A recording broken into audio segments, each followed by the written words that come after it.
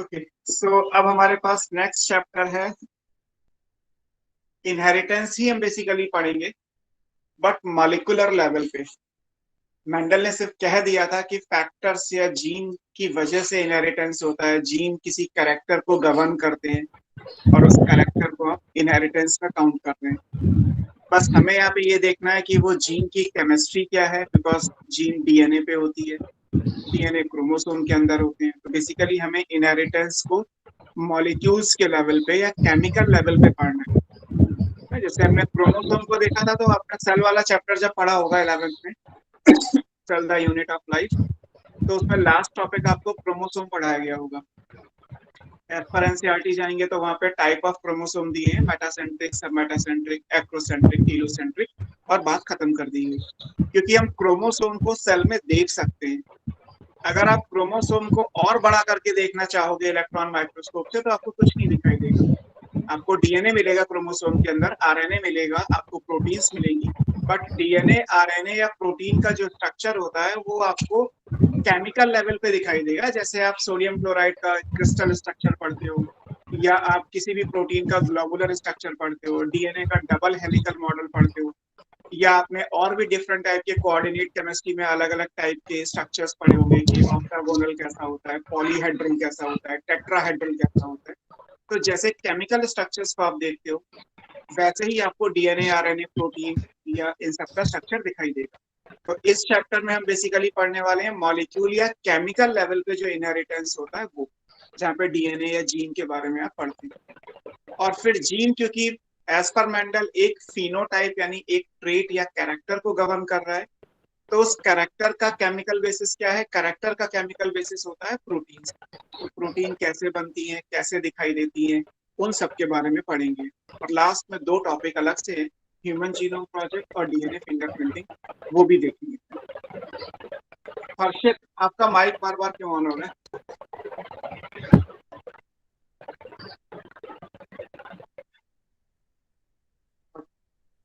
तो chapter is molecular basis of inheritance.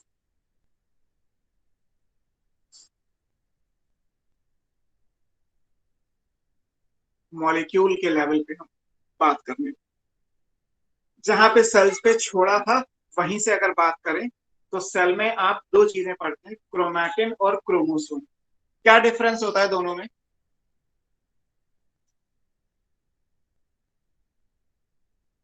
What is the difference between chromatin and chromosome?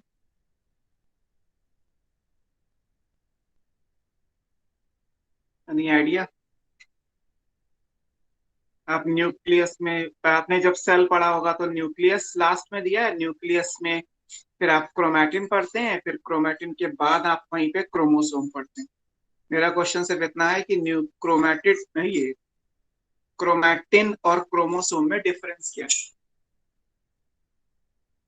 Same है। नहीं, आप बताओ, डिफरेंस होता है।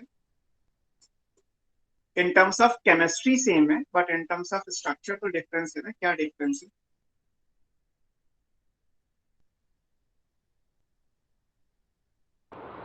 क्रोमैटिन थ्रेड लाइक स्ट्रक्चर जो होता है, क्रोमोसोम्स उसके कंडेंस्ड फॉर्म होगी क्रोमैटिन की, और क्रोमैटिड्स जो है क्रोमोसोम्स के आर्म है, आर्म्स होंगे। ठीक है, क्रोमैटिड को भी छोड़ देते हैं अभी, क्रोमैटिड पे नहीं जा रहे, बट बाकी आपकी बात ठीक है। क्रोमोसोम्स क्या कहलाते हैं? Condense form of chromatin. अगर क्रोमैटिन जो थ्रेड लाइक स्ट्रक्चर आपने बोला वो अनकंडेंस है, उलझा हुआ है, उसको एक प्रॉपर ऑर्गेनाइज वे में आप कंडेंस कर दे तो क्रोमोसोम बन जाता है। इंटरफेस पे आपको क्रोमैटिन दिखाई देता है, प्रोफेस के लास्ट में क्रोमोसोम अपीयर हो जाते हैं, मेटाफेस पे दिखाई देंगे, एनाफेस पे दिखाई देंगे, टीलोफेस के स्टार्टिंग में वो फिर से क्रोमैटिन में चेंज हो जाते हैं। ये सब आपने already cell cycle, cell division, cell वाले चैप्टर में सब कुछ कर रखा है। तो इन टर्म्स ऑफ केमिस्ट्री दोनों एक ही चीज है, और दोनों को आप सेल में स्टेन करके कलर दे के उन्हें देख सकते हो, यूक्रोमैटिन, हेट्रोक्रोमैटिन, ये सब आपने ऑलरेडी पढ़ा हुआ। इन्हीं को आप क्योंकि देख सकते हैं, so they are called physical basis of inheritance. ऐसे क्वेश्चंस आपको बहुत सारे मिलेंगे। फिजिकल बेसिस ऑफ इनहेरिटेंस क्या कहलाता है? क्रोमोसोम या क्रोमैटिन, जो भी आंसर दिया हो वो। अब जब आप इसकी केमिस्ट्री पढ़ोगे तो यहाँ पे तीन अलग अलग चीजें होती हैं। एक क्रोमोसोम के अंदर डीएनए जो मैक्सिमम पोर्शन है, कुछ आरएनए का पार्ट होता है और कुछ प्रोटीन्स का पार्ट होता है। तीनों से मिलके क्रोमोसोम बनता है। मोस्ट ऑफ द ऑर्गेनिज्म में केवल वायरस ऐसे हैं जहाँ पे RNA as a genetic material आप पढ़ते हैं, उसके अलावा आप कहीं पे भी आरएनए को जेनेटिक मटेरियल नहीं मानते। तो जितने भी लिविंग ऑर्गेनिज्म है वहां पे डीएनए क्या हो गया, डीएनए जेनेटिक मटेरियल हो। और डीएनए केमिकल स्ट्रक्चर है, डीऑक्सी राइबो न्यूक्लिक एसिड। अगर आप डीएनए को अपने हाथ पे लेके देखोगे तो जैसे नमक होता है ना आपके घर में जो टेबल सॉल्ट होता है, वैसे डीएनए के व्हाइट कलर के क्रिस्टल्स होते हैं। आप उस क्रिस्टल्स को माइक्रोस्कोप से देखोगे तो आपको कोई डबल हेलिकल स्ट्रक्चर नहीं दिखाई देगा वाटसन क्रिक का, क्योंकि वो अलग तरीके से कंक्लूड किया गया है। डीएनए फिजिकल फॉर्म में देखोगे तो सॉल्ट के जैसा क्रिस्टलाइन स्ट्रक्चर है, प्योर केमिकल कंपाउंड है ना। डीएनए में अपना कुछ नहीं होता, वो केवल जब तक सेल के अंदर है तब तक वो जीन्स को कैरी कर रहा है। सेल से बाहर निकाल दोगे तो जीन वीन सब खत्म हो गए। तो डीएनए एक प्योर केमिकल कंपाउंड है। तो ये क्या कहलाएगा, ये बन गया हमारा केमिकल बेसिस ऑफ इनहेरिटेंस। अगर आपसे कभी आए कि what is the chemical basis of inheritance, तो उसका answer most of the organism के लिए क्या आएगा, डीएनए। और वायरस में आपको पता लगता है कि वायरस में आरएनए भी जेनेटिक मटेरियल होता है। अब सारा का सारा डीएनए भी वर्क नहीं करता। ऐसा भी नहीं है कि सारा का सारा डीएनए जो है वो किसी एक करेक्टर या किसी एक फिनोटाइप को गवर्न करेगा। डीएनए का एक छोटा सा टुकड़ा जो किसी एक करेक्टर को गवर्न करता है उसको आप जीन बोलते हो। जैसे आपने मेंडल में एक पेयर ऑफ फैक्टर पढ़ा था, पेयर ऑफ यूनिट फैक्टर पढ़ा। तो इस डीएनए का एक छोटा सा टुकड़ा, स्मॉलेस्ट पार्ट ऑफ डीएनए,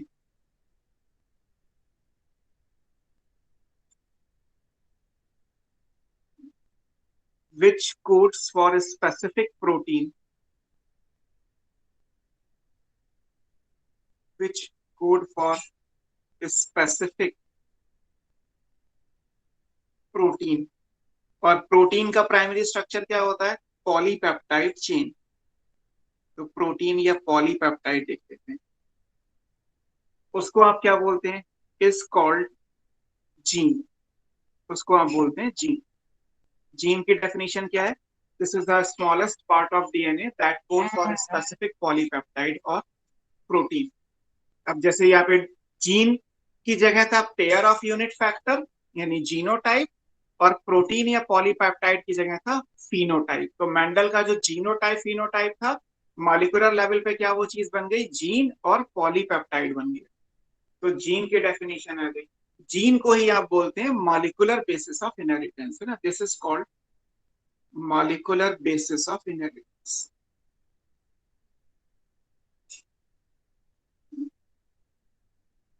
अगर आपसे कहा जाए कि फिजिकल बेसिस तो क्रोमोसोम या chromatin, chemical basis DNA, virus में आरएनए भी होगा, और मॉलिक्यूलर बेसिस आता है तो जीन कहलाता है। अब इसी चैप्टर में आप आगे पढ़ोगे कि जीन के तीन अलग अलग पार्ट होते हैं। कि यहाँ पे ये तो लिखा है कि विच code for specific polypeptide, but वो पॉलीपेप्टाइड कौन सा है, वो जो प्रोटीन बनेगी वो कहाँ की है। क्या वो प्रोटीन स्ट्रक्चरल प्रोटीन है, क्या वो प्रोटीन हमारी बॉडी या प्लांट बॉडी या एनिमल बॉडी का स्ट्रक्चर बनाती है। अगर ऐसा है तो उसे सिस्ट्रॉन कहते हैं। इसीलिए इस चैप्टर में आगे जीन की जगह 99% सिस्ट्रॉन लिखा होगा। सिस्ट्रॉन का मतलब ऐसा जीन जो एक फिनोटिपिक, जैसे मेंडल ने कहा ना जीनोटाइप का फिनोटाइप, फिनोटाइप दिखाई देता है। तो हमारी बॉडी में जो भी कुछ दिखाई दे रहा है वो कहलाता है स्ट्रक्चरल प्रोटीन।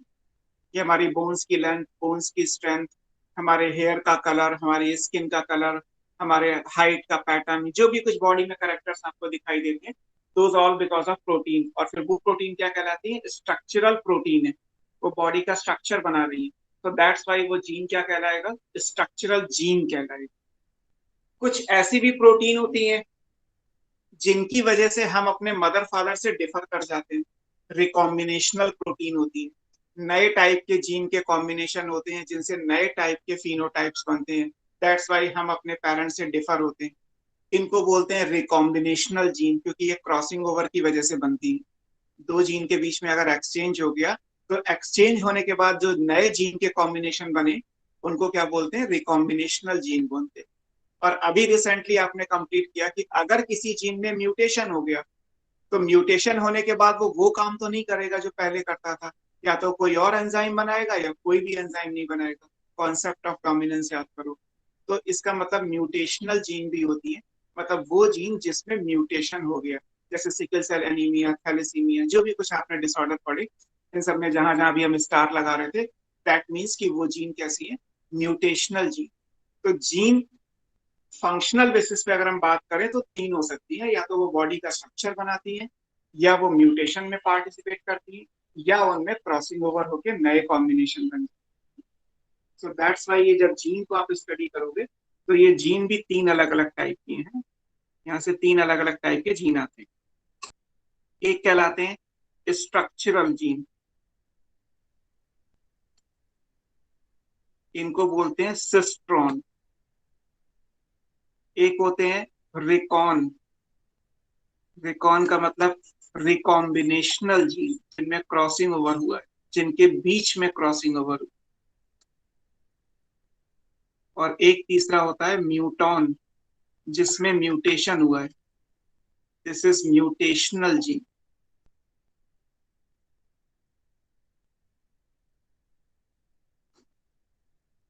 ये तीनों है, ये कॉन्सेप्ट बेंजर ने दिया था, ये नाम याद रखिएगा, आगे भी देखेंगे।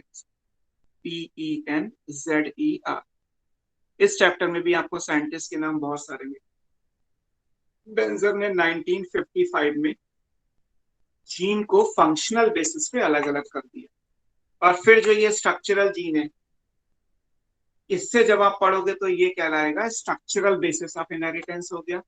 यहां से पढ़ोगे तो रिकॉम्बिनेशनल बेसिस ऑफ इनहेरिटेंस हो गया। यहां से पढ़ोगे तो mutational basis of inheritance. Mutation भी इनहेरिट होते हैं, अभी आपने मेंडेलियन इनहेरिटेंस में पढ़े। रिकॉम्बिनेशन से जो हमें मिला वो मदर फादर से हमारी बॉडी में आया, इनहेरिट वो भी हुआ। और जो स्ट्रक्चरल जीन है सिस्ट्रॉन, वो तो वैसे भी इनहेरिट होंगे ही होंगे। तो इनहेरिटेंस की इस पूरे चैप्टर में जो मोस्ट ऑफ द केस में आप पढ़ोगे वो ये पढ़ोगे। ये दोनों ऑलरेडी आप पढ़ ही चुके हो, क्रॉसिंग ओवर भी पूरा पढ़ चुके हो, म्यूटेशन भी पूरा पीछे ही चैप्टर में पढ़ चुके हो। तो यहाँ से क्या बन जाएगा, यहाँ से आप कह सकते हो कि ये आ गया स्ट्रक्चरल बेसिस ऑफ इनहेरिटेंस। मतलब आपको ये समझना है सबसे पहले कि हम इनहेरिटेंस को किस किस लेवल तक पढ़ते हैं। ये है मॉलिक्यूलर बेसिस ऑफ इनहेरिटेंस, इससे पहले ये केमिकल बेसिस था, इससे पहले ये फिजिकल बेसिस। तो जैसे जैसे आप नीचे यानी डीप में जाते जाओगे वैसे वैसे आपको नई नई चीजें मिलती।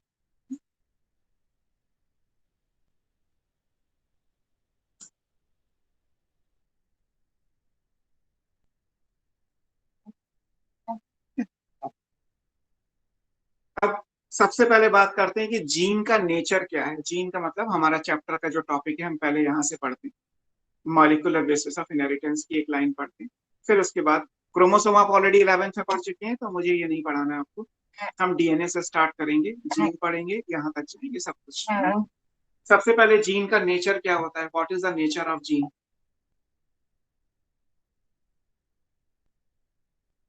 अब आपको समझ में आ जाएगा कि जीन हम बात कर रहे हैं तो जीन मतलब हम मॉलिक्यूलर लेवल पे स्टडी कर। कहीं पे अगर डीएनए की बात होगी तो यानी केमिकल लेवल पे स्टडी कर। कहीं पे सिस्ट्रॉन करके कुछ पढ़ाया जाएगा तो यानी कि हम स्ट्रक्चरल प्रोटीन की बात कर रहे होंगे जो फिनोटाइप देते हैं। कहीं पे क्रोमोसोम क्रोमैटिन लिखा है तो इसका मतलब हम फिजिकल बेसिस की बात कर रहे हैं, जो सुटन एंड बोवेरी की थ्योरी से एग्जिस्टेंस में आया। सो जीन का नेचर क्या है, जीन की केमिकल डेफिनेशन तो ये लिखी हुई है मॉलिक्यूलर लेवल पे कि smallest part of DNA which code for specific protein और पॉलीमर। अब नेचर ने जीन को जब चूज किया, हमारी बॉडी के अंदर बहुत सारे बायोमोलिक्यूल्स हैं, carbohydrate, protein, lipid, fat, nucleic acid, vitamin, alkaloid, secondary metabolite, inorganic और organic compounds and by products. There are so many of chemical compounds in our body. किसी भी एनिमल प्लांट की बॉडी में बहुत कुछ। नेचर ने DNA को ही क्यों चूज किया कि डीएनए को इनहेरिटेंस की पावर दे देते हैं, डीएनए के छोटे से सेगमेंट जीन को इनहेरिट करने की पावर दे देते हैं, जीन की फॉर्म में करेक्टर जाए। तो नेचर ने जब किसी आइडियल मटेरियल को चूज करने की बात आई थी कि एवोल्यूशन में कि कौन से केमिकल कंपाउंड को चूज कर सकते हैं for the inheritance of the characters, तो उसमें नेचर के हिसाब से क्या था कि वो केमिकल कंपाउंड चूज करना है जिसमें दो बेसिक प्रॉपर्टी हों।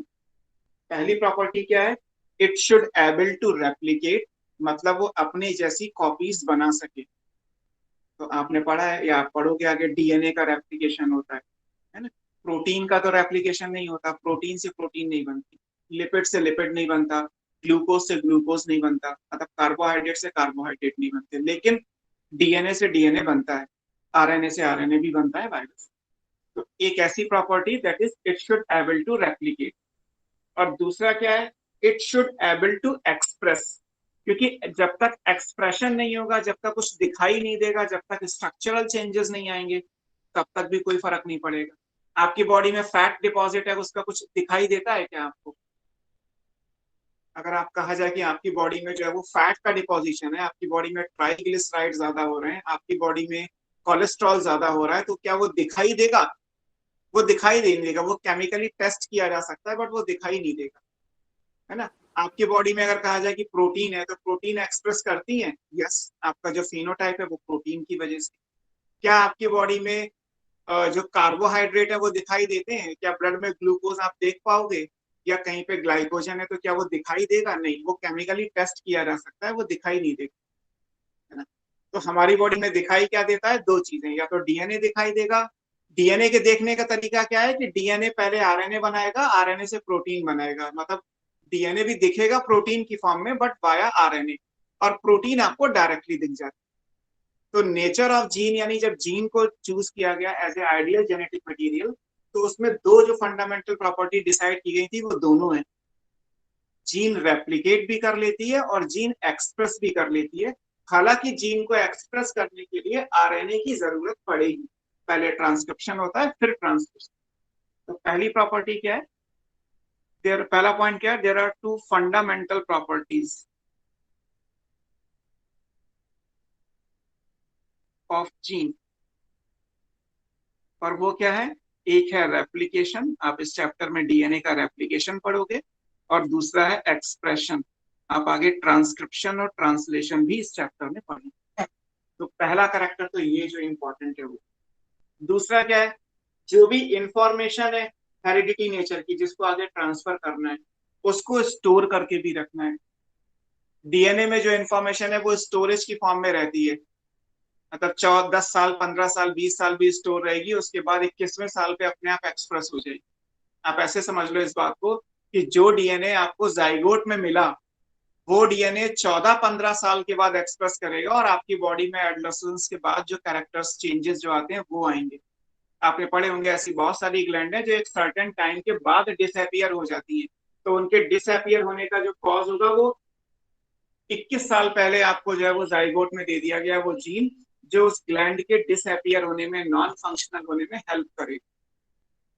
या एक सर्टेन टाइम के बाद बॉडी में कैटाबोलिक चेंजेस आएंगे, बुढ़ापा आना शुरू हो जाएगा, चीजें टूटने लगेंगी, तो उस बात को भी डिसाइड आपके जाइगोट में ही कर दिया गया। कितने सालों तक वो साइलेंट मोड में था, 55-60 साल के बाद वो एक्सप्रेस करना शुरू करेगा और वो उन कंपाउंड्स को तोड़ने लगेगा, बॉडी धीरे धीरे ओल्ड एज में वीक होती चली जाती। यानी कि जो भी इंफॉर्मेशन हेरिडिटी नेचर की है उसको डीएनए या जीन स्टोर करके रख सकता है, जब जरूरत पड़ेगी तब एक्सप्रेस कर देगा। सेकंड पॉइंट क्या है, store and express coded information. ये कोडेड लैंग्वेज है, कोडॉन की फॉर्म में, आप जानते ही, ऑफ हेरिडिटरी नेचर।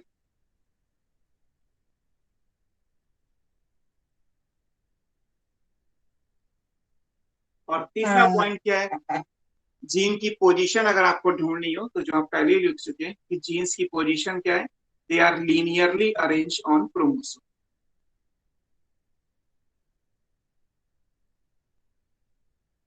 और क्रोमोसोम में भी कहाँ पे, डीएनए में। अगर कहा जाए कि क्रोमोसोम में कहाँ है, तो क्रोमोसोम में तो आरएनए प्रोटीन भी होता है, जीन कहाँ मिलेगी, डीएनए पे मिलेगी। तो ये नेचर ऑफ जीन है ना। ये जो इंट्रोडक्टरी पैराग्राफ है कि हम इस चैप्टर में क्या समझने वाले हैं, उस चीज के लिए कि आपको पहले ये समझ में आए कि इनहेरिटेंस को किस किस लेवल पे लोगों ने स्टडी किया, क्रोमोसोम से लेके फाइनली सिस्ट्रॉन तक we have different level of inheritance, है ना। और सब जगह एक अप्लाई नहीं करनी कि मैं आपको कुछ जीन में पढ़ा रहा हूँ, आप कहें कि सर ये क्रोमोसोम पे कैसे दिखाई देगा, नहीं दिखाई देगा। जो आप क्रोमोसोम में देख रहे हैं कि सर वो डीएनए में कहाँ दिखाई देगा, नहीं दिखाई देगा। आप इस बात को ऐसे समझो कि जब आप अपने घर के कमरे में हो तो आपको कमरा दिखाई देगा, घर के बाहर वाली दीवार नहीं दिखाई। जब आप कॉलोनी में खड़े हो तो आपको बिल्डिंग दिखाई देती है, आपको अपना घर भी नहीं दिखाई देता। जब आप इंडिया के मैप में ढूंढते हो तो आपको दिल्ली दिखाई देता है, आपको अपनी कॉलोनी भी नहीं दिखाई देती। हर चीज का एक लेवल होता है कि हम उसको किस लेवल पे पढ़ रहे हैं। जिन लोगों ने क्रोमोसोम के हिसाब से पढ़ाई की या चीजों को डिस्कवर किया, उन्हें जीन के बारे में कुछ नहीं समझ में आया। जिन्होंने डीएनए पे आए, मतलब पहले क्रोमोसोम पे गए, फिर उसमें डीएनए पे गए, फिर उसके बाद उसमें जीन पे गए, फिर जीन में स्ट्रक्चरल जीन पे गए, तब जाके ये सारी बातें अलग अलग लेवल पे स्टडी हो पाई। इसीलिए इनहेरिटेंस के लेवल अलग अलग। अब आते हैं फर्स्ट हेडिंग। इस चैप्टर में आप हेडिंग अपने हिसाब से एनसीईआरटी से टैली कर सकते हो, कोई इशू नहीं। Sir first page. एक दो हेडिंग आगे पीछे होंगी, वरना सब एनसीईआरटी की फॉलो कर सकते हैं। सबसे पहली हेडिंग आपकी बुक में जो दी है वो डीएनए को लेके है, कि पहले हम डीएनए का स्ट्रक्चर देखेंगे। उसमें से थोड़ा सा डीएनए का स्ट्रक्चर अपना 11th का ये बायोमॉलिक्यूल्स, उसके आगे का स्ट्रक्चर आपको यहाँ पे पढ़ना है। आपकी बुक में हेडिंग है the DNA. DNA means deoxy ribo nucleic acid.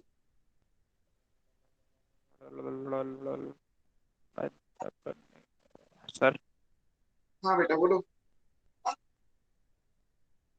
Sir first page यही था ना सर, जो अभी अभिषेक पीछे बोलो। सर फर्स्ट पेज यही था ना जो अभी आपने टर्न करा है। हाँ हाँ, बस यहीं से स्टार्ट किया था। Okay sir, okay. Molecular basis of inheritance से ही स्टार्ट। अब इसके लिए मुझे डीएनए या आरएनए जो भी कुछ आप समझोगे, आगे हम प्रोटीन भी पढ़ेंगे, तो मुझे बायोमॉलिक्यूल्स की हेल्प चाहिए। एंड मैंने आपको नहीं पढ़ाया तो मैं मान के चलूंगा कि जितना एनसीईआरटी में है उतना आपको बायोमॉलिक्यूल्स आता है। डीएनए क्या है? D oxy ribo nucleic acid.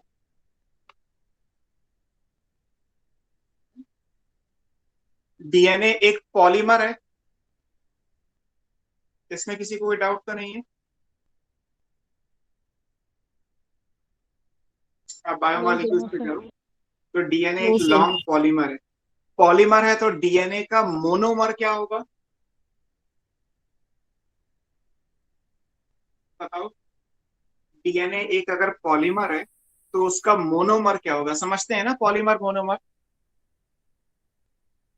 जैसे आपने स्टार्च पढ़ा होगा कि वो ग्लूकोज का पॉलीमर है, तो या टाइम। सेल्यूलोज है तो वो ग्लूकोज का सर ये पॉलीमर है। क्वेश्चन सर ने छुड़वा रखा है बायोमोलिक्यूल। Sir nucleotides. बेटा ये तो आंसर गलत हो जाएगा, है ना। सर ने छुड़वा रखा है बायोमोलिक्यूल्स, तब भी आप 11th पास करके ही तो प्रिपरेशन कर रहे हो ना। मतलब ये चीज नहीं आती, इट्स गुड आप, लेकिन मुझे ये मत भूलिए कि सर ने छुड़वा रखा है। क्योंकि मैं कभी किसी भी क्लास में किसी, मैं पीजी लेवल के बच्चों को भी अगर पढ़ा देता हूँ, तब भी मैं उनसे ये एक्सेप्ट करता हूँ कि आप ग्रेजुएशन पास करके ही तो एमएससी करने आए हो, या बिना पढ़े पास हो गए, है ना। उस टाइम पे तो कोविड नहीं था ना कि बिना एग्जाम के पास कर दिया। तो प्लीज फॉर दैट सर नहीं आता है, बायोमोलिक्यूल है ना, छुड़वाया। लेकिन हाँ नहीं आता चलेगा। मुझे आप नहीं आते, मुझे कोई दिक्कत नहीं है, बट ये मत भूलिएगा कि सर ने ये छुड़वा रखा है। मैं आपको कोई चीज छुड़वा दूंगा इसका मतलब आप बोल दोगे नीट में जाके कि दीपक सर ने छुड़वा दी थी इसलिए मैंने क्वेश्चन नहीं किया। ऐसा करोगे क्या? आप दो, मैं कुछ छुड़वा नहीं रहा आपको, बट ये कभी नहीं होता है। पहले के टीचर तो फिजिक्स पूरी पढ़ाते ही नहीं थे, सर उन्हें मेरा पता ये था। कहने का मतलब सर हाँ बोलो शिवानी। सर मैं ये कह रही हूँ बेसिक से इसमें पढ़ा। चलो ठीक है, कोई बात नहीं, चलो हम मान लेते हैं कि उन्होंने छुड़वा दिया, खत्म करो इसको। हाँ आप बाकी लोग बताओ, इसका मोनोमर क्या न्यूक्लियोटाइड्स। है? Nucleotide. Nucleotides. Nucleotides. Is it right answer कि वो न्यूक्लियोटाइड का ही पॉलीमर है? अब आप समझो कि आप ऑब्जेक्टिव क्वेश्चन में गलती क्यों करोगे। आपने बोला कि न्यूक्लियोटाइड मोनोमर है, तो न्यूक्लियोटाइड आएगा यहाँ पे। Yes sir. Deoxyribo nucleotide. अब सही है, डीऑक्सी राइबो न्यूक्लियोटाइड। क्योंकि यस अगर सर। आप राइबो न्यूक्लियोटाइड इसमें कंसिडर कर लोगे तो डीएनए कैसे बन जाएगा, फिर तो आरएनए आ जाएगा, है ना। अब आपको ऑब्जेक्टिव क्वेश्चन करने हैं और डीएनए आरएनए अलग अलग भी पढ़ना है। तो अगर हम डीएनए पढ़ रहे हैं तो every time we have to mention deoxyribo, है ना। कहीं नहीं मेंशन है तो एक अलग बात है, बट आपको रेफरेंस डीएनए का है तो आपको ये याद रखना पड़ेगा। एंड ऑब्जेक्टिव क्वेश्चन में जब भी आया है तब हमेशा मेंशन किया गया कि न्यूक्लियोटाइड नहीं है, डीऑक्सीराइबो न्यूक्लियोटाइड। न्यूक्लियोटाइड का मतलब तो होता है कि शुगर, फॉस्फेट और बेस। अब आप शुगर क्या कोई भी लगा दोगे? डीएनए में शुगर फिक्स है ना कि डीऑक्सीराइबोज ही होगी, कोई और शुगर तो नहीं होगी। क्योंकि अगर मैं डीएनए में शुगर राइबोज लगा दूंगा तो ये तो राइबो न्यूक्लियोटाइड यानी आरएनए बना दोगे आप, है ना। इसीलिए डीएनए को अगर हम केमिस्ट्री के हिसाब से लिखें, मींस बायोमॉलिक्यूल्स के हिसाब से लिखें, तो ये क्या कहलाएगा? ये कहलाएगा पॉली डीऑक्सीराइबो न्यूक्लियोटाइड चेन। यही बोलोगे ना, एक पॉलीमर है तो क्या होगा? एक पॉली डीऑक्सीराइबो न्यूक्लियोटाइड चेन है ना, it's a long polymer of, polymer का नाम ये हो गया पॉली डीऑक्सीराइबो न्यूक्लियोटाइड। मोनोमर क्या आएगा? पॉली वर्ड हटा दो, डीऑक्सीराइबो न्यूक्लियोटाइड्स। ये पहली क्वेश्चन जहाँ पे आपको गलती नहीं करनी है कि ये डीऑक्सीराइबो न्यूक्लियोटाइड का पॉलीमर है। तो डीऑक्सीराइबो न्यूक्लियोटाइड को जोड़ते जाओगे, एक लंबी सी चेन बना दोगे, तो पॉली डीऑक्सीराइबो न्यूक्लियोटाइड चेन बन जाएगी। उसी को सिंपली आप डीएनए या डीऑक्सीराइबो न्यूक्लिक एसिड कहते हैं। इसका मतलब ये हुआ कि मुझे डीएनए की अगर लेंथ पता करनी है तो मैं उसका पैरामीटर क्या लूंगा? Number of deoxyribo nucleotide. अगर 100 है तो 100, अगर 500 है तो 500, अगर 1000 है तो 1000। जितने नंबर बढ़ते जाएंगे उतनी चेन की लेंथ बढ़ती जाएगी। तो इसका मतलब ये हुआ कि अगर मुझे लेंथ ऑफ डीएनए निकालना है तो इसको मैं कैसे नापूंगा? लेंथ ऑफ डीएनए को सेंटीमीटर मिलीमीटर में नहीं नापी जाएगी। लेंथ ऑफ डीएनए कैसे आएगी? This is on the basis of number of, number किस चीज का? Deoxy ribo nucleotides. बस अगर आरएनए है तो आप डीऑक्सी राइबो हटा दो, यहाँ पे सिर्फ राइबो न्यूक्लियोटाइड हो जाएगा। Nucleotide is a general term for nucleic acid, पर जब आप डीएनए आरएनए पढ़ोगे तो आपको लिखना पड़ेगा कि वो डीऑक्सी राइबो वाला है या सिर्फ राइबो वाला है। तो लेंथ ऑफ डीएनए कैसे कैलकुलेट करते हैं? Bye calculating the number of deoxy ribo nucleotides. ठीक। अब यहाँ ये भी याद रखिएगा कि बेस पेयर समझते हैं, डीएनए में बेस पेयरिंग होती है। एडेनिन के सामने थाइमीन होता है, थाइमीन के सामने। यस तो अगर मान लीजिए कि मैं आपसे कहूं कि एक डीएनए में 10 बेस पेयर हैं, तो उसमें नंबर ऑफ डीऑक्सीराइबो न्यूक्लियोटाइड्स कितने होंगे?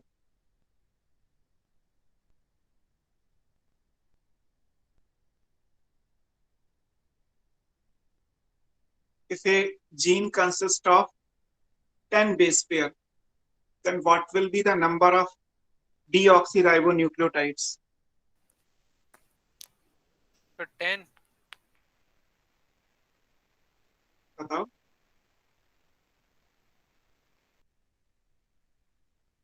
10 आएगा, 5 आएगा, 20 आएगा या 40 आएगा?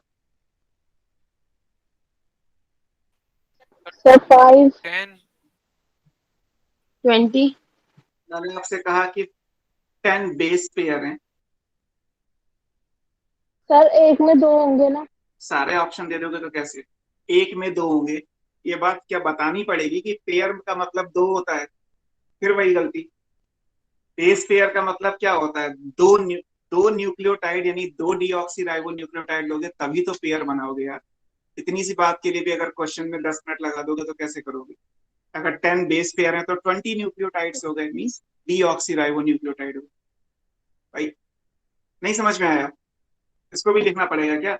ए के सामने टी, बी के सामने सी, फिर ए के सामने टी, जी के सामने सी, ऐसे 10 बनाओगे तो 20 न्यूक्लियोटाइड हो जाएंगे ना। Adenine is itself a nucleotide, thymine से अलग बनेगा, ग्वानिन साइटोसिन अलग, ऐसे तो आएगा। इसीलिए गलती होती है। 1 बेस पेयर का मतलब क्या होता है? 2। और बेस पेयर क्योंकि डीएनए में भी होते हैं, आरएनए में होते हैं, तो 2 न्यूक्लियोटाइड्स लिख रहा हूं मैं। आप चाहे डीऑक्सीराइबो मानो डीएनए में, या आरएनए में राइबो न्यूक्लियोटाइड, मतलब अगर कभी कहा जाए कि 10 बेस पेयर्स हैं तो इसका मतलब 20 न्यूक्लियोटाइड। अगर कहा जाए कि 10,000 बेस पेयर हैं तो इसका मतलब 20,000 न्यूक्लियोटाइड्स की बात होगी। छोटी छोटी गलतियां करोगे तो कैसे। अब इस बात पे आपके बुक में कुछ एग्जाम्पल दिए हैं कि जो लेंथ ऑफ डीएनए है वो किसमें कितनी हो सकती है। देखो, आपको मैंने वायरस पढ़ाया था एक 5 × 174, याद है, बैक्टीरियोफेज है। Yes sir. कैसा होता है इसका जेनेटिक मटेरियल।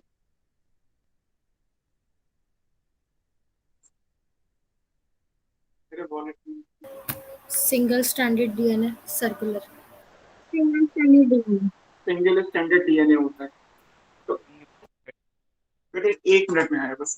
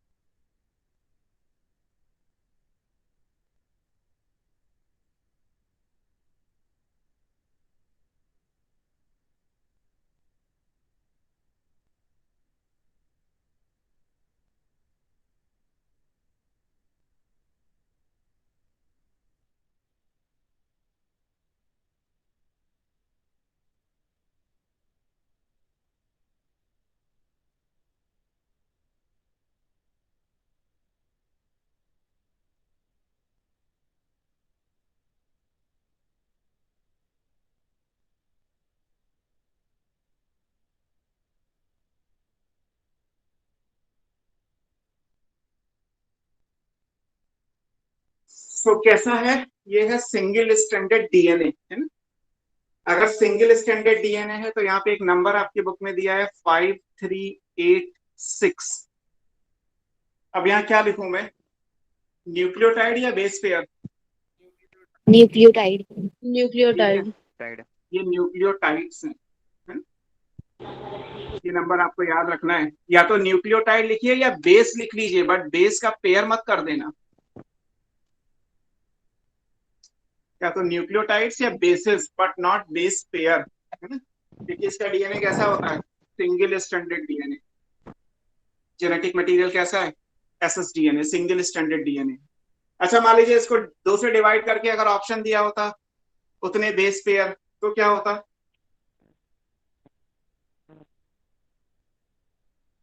अगर लिखा होता कि 2693 बेस पेयर, तो आंसर सही होता या गलत।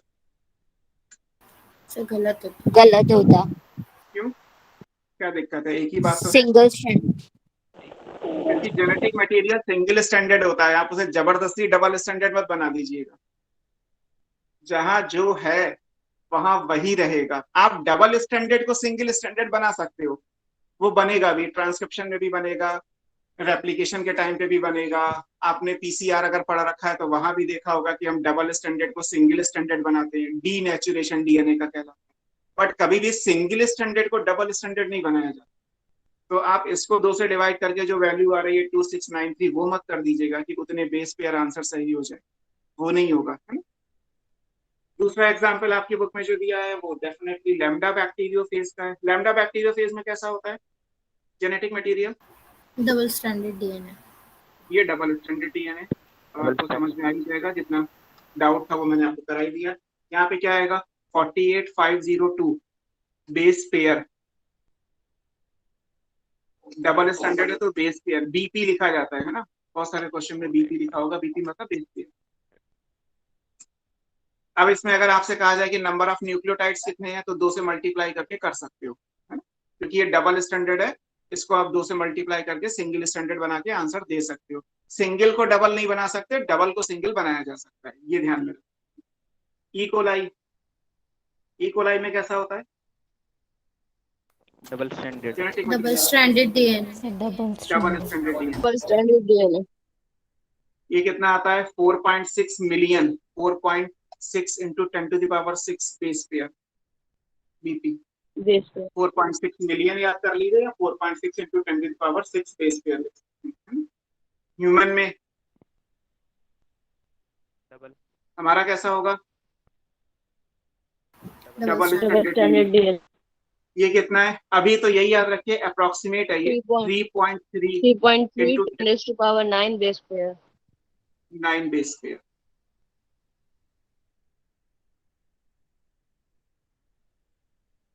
हमारी स्किन सेल में कितना होगा डीएनए में बेस पेयर? हमारी जो स्किन की सेल्स हैं उनके अंदर नंबर ऑफ बेस पेयर कितना आएगा?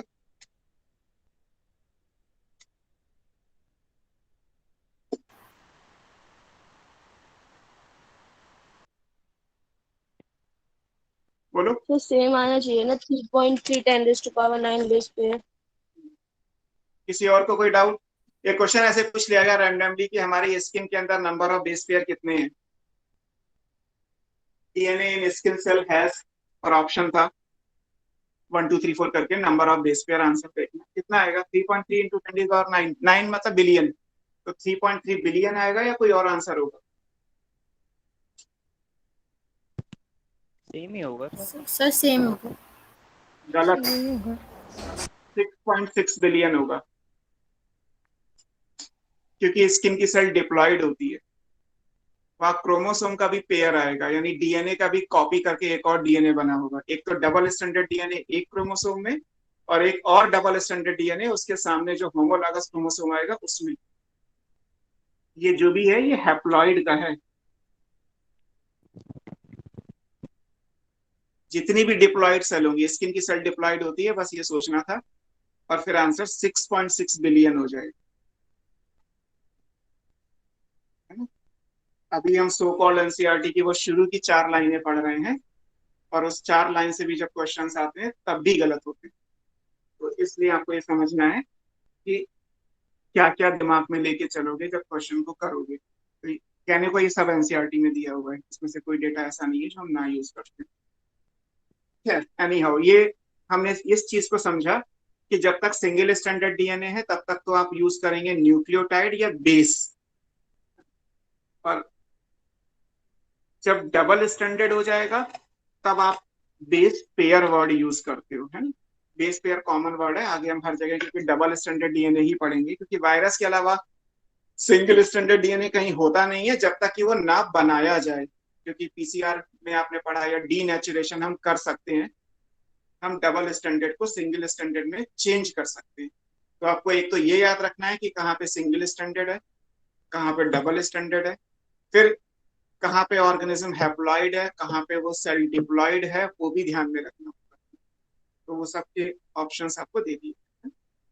अब आपकी बुक में है डीएनए का प्राइमरी स्ट्रक्चर कैसा होता है। डीएनए में 2 स्ट्रक्चर होते हैं, प्राइमरी और सेकेंडरी।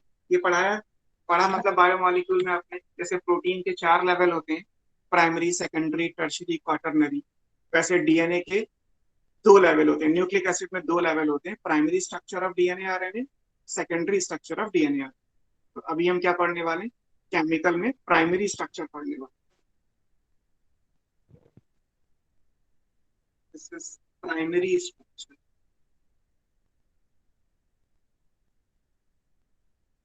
Of DNA.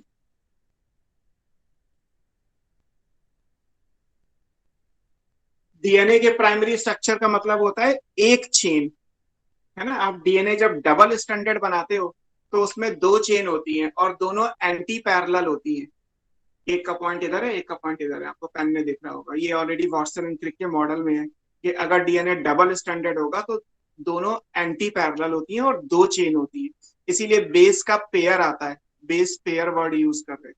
अगर आप एक हटा दोगे, केवल एक डीएनए का स्ट्रैंड है, इसको डीएनए स्ट्रैंड बोलते हैं, सिंगल स्टैंडर्ड डीएनए बोलते हैं।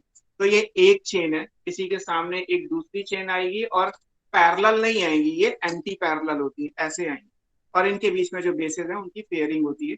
ये सब आगे हम पढ़ेंगे। प्राइमरी स्ट्रक्चर का मतलब होता है एक चेन का स्ट्रक्चर, 2 चेन का नहीं।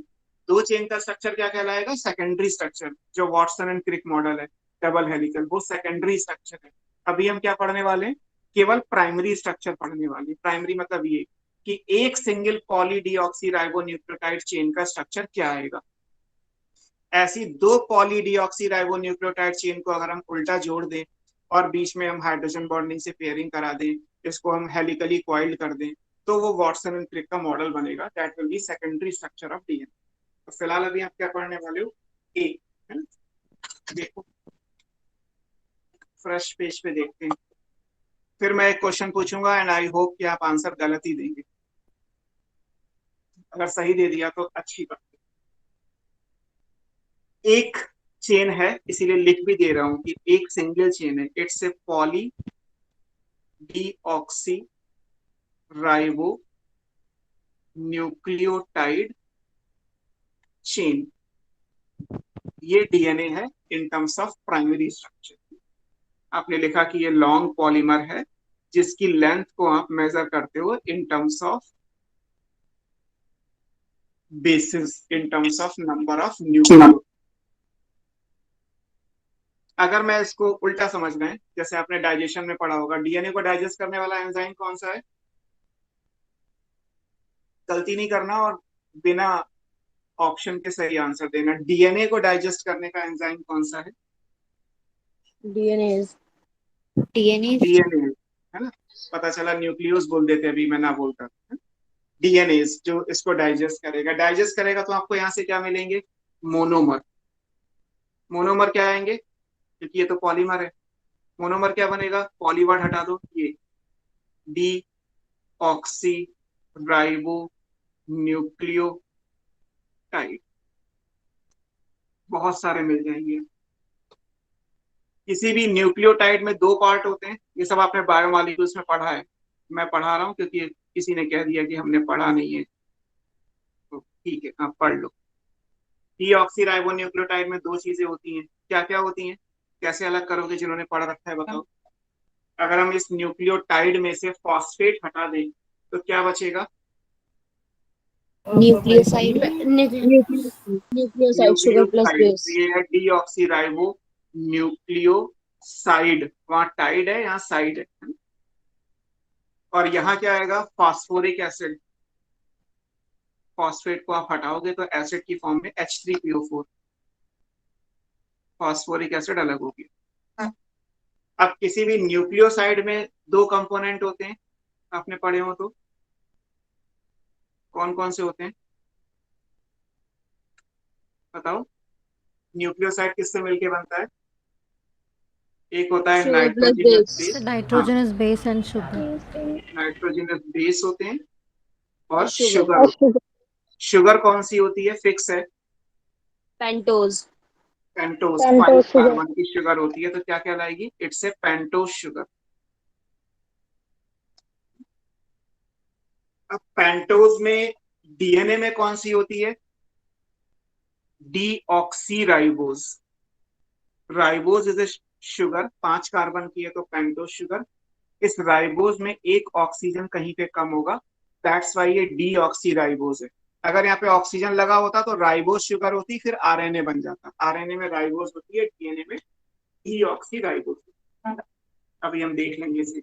नाइट्रोजनस बेस कौन कौन से होते हैं? Purine and pyrimidine। प्यूरीन और पायरिमिडीन।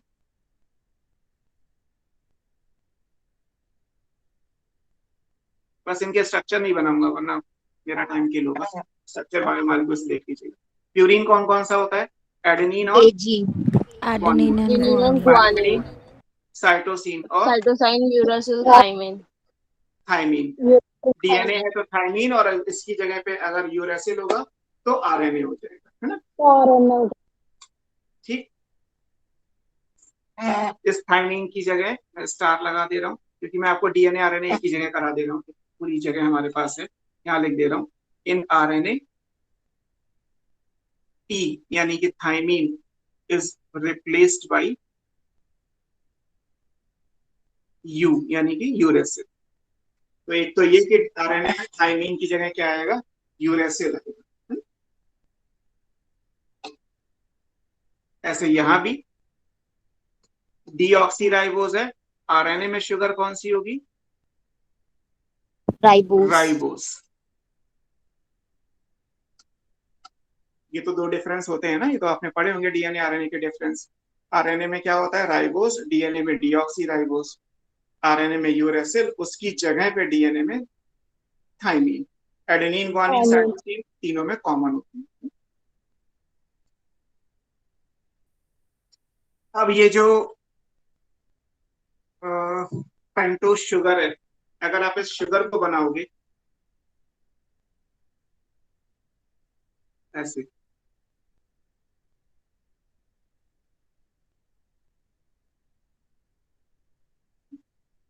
यहाँ पे ये कार्बन की नंबरिंग कर लेते हैं।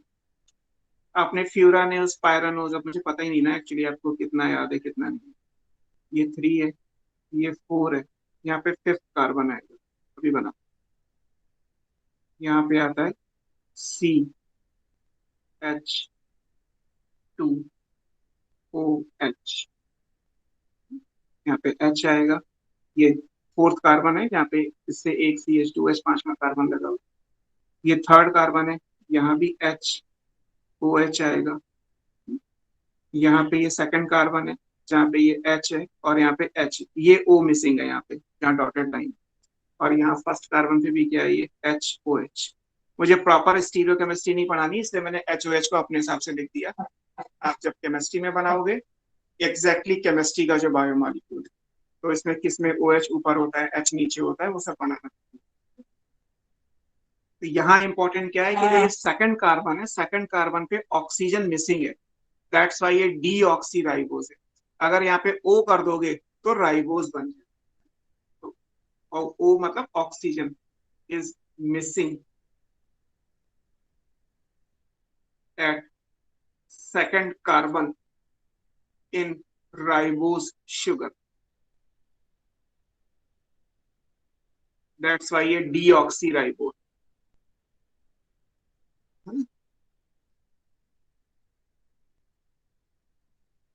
यहाँ तक क्लियर है? Yes, sir. Yes sir. Okay, Yes, अब sir. बताओ, फिर हम वापस उल्टा चलते हैं। ये 4 बेस हैं, चारों बेस इससे जुड़ेंगे, मतलब एडेनिन के साथ। अभी हम डीएनए की बात कर रहे हैं, एडेनिन के साथ डीऑक्सीराइबोस जुड़ेगा तो न्यूक्लियोसाइड बनेगा। ऐसे साइटोसिन के साथ, थाइमिन के साथ, गुआनिन के साथ। आपको बताना क्या है, नाइट्रोजनस बेस और शुगर के बीच में कौन सा बॉन्ड होता है? N glycosidic. Glycosidic bond. As per chemistry ये N glycosidic, N glycosidic bond. Glycosidic. Actually question ये पूछा जाता है कि in a poly deoxy ribo nucleotide chain, पहले सुन लीजिएगा फिर बताइए। जो मैं कह रहा था कि आप गलत करोगे, उम्मीद मुझे इसी बात की। In a poly deoxy ribo nucleotide chain, how many bonds are there? बताओ। ऑप्शंस नहीं दे रहा मैं आपको, क्योंकि सब आपके सामने लिखा ही हुआ है। एक poly deoxy ribo nucleotide chain में कितने तरीके के बॉन्ड होते हैं? सर टाइप कौन कौन से होते हैं ना? सर कितने बॉन्ड होते हैं वो बताना है। कितने तरीके के, हाउ मेनी टाइप? Sir, और 2 type. एक मिनट पहले मुझे कंप्लीट करने दो। इसमें कोवैलेंट बॉन्ड मत लेके आ जाइएगा कि सर कार्बन हाइड्रोजन का तो बॉन्ड कोवैलेंट बॉन्ड होता है ना। कोवैलेंट बॉन्ड की बात नहीं कर रहे, ऐसे नाम जैसे आपके बायोमॉलिक्यूल में पढ़ते हैं। एक आपके सामने लिख दिया मैंने। इसके अलावा बताओ, ग्लाइकोसिडिक बॉन्ड के अलावा। Sir, phosphodiester bond. ठीक है, दूसरा फॉस्फोडाइस्टर बॉन्ड हो गया, और hydrogen bonding basis और हाइड्रोजन बॉन्ड और और ग्लाइकोसिडिक बॉन्ड। और 3 हो गए, ग्लाइकोसिडिक बॉन्ड। मतलब हाइड्रोजन बॉन्ड हो गया और फॉस्फोडाइस्टर बॉन्ड हो गया और ग्लाइकोसिडिक बॉन्ड हो गया। Hydrogen bond. हाँ हो गए, मतलब 3 ही हो गए ना, glycosidic, Yes, sir. Phosphodiester, hydrogen. इसके अलावा कोई और है?